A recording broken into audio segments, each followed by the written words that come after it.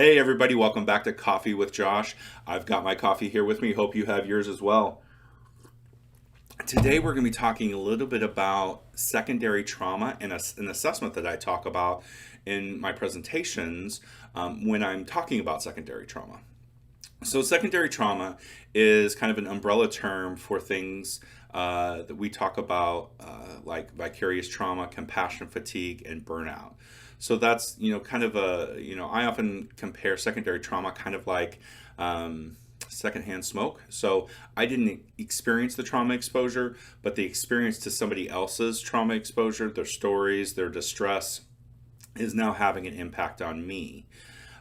So, a way to help measure and understanding if you're experiencing secondary trauma, compassion fatigue, vicarious trauma, or burnout is to use an assessment that I talk about in presentations when I go to conferences or a school district brings me in to work with their teachers on self-care is the professional quality of life scale.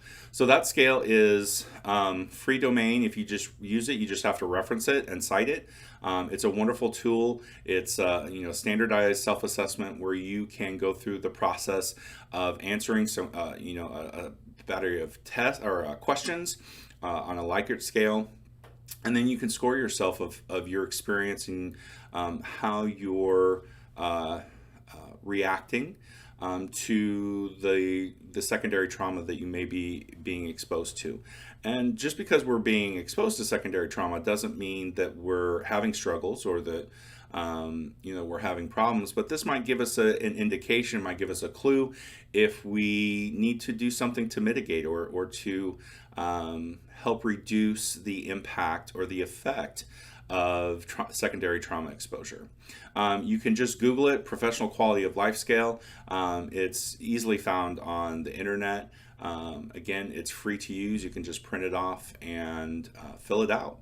Would love to hear your thoughts about the Professional Quality of Life Scale. So if you love Coffee with Josh, please share videos so that others can see it as well.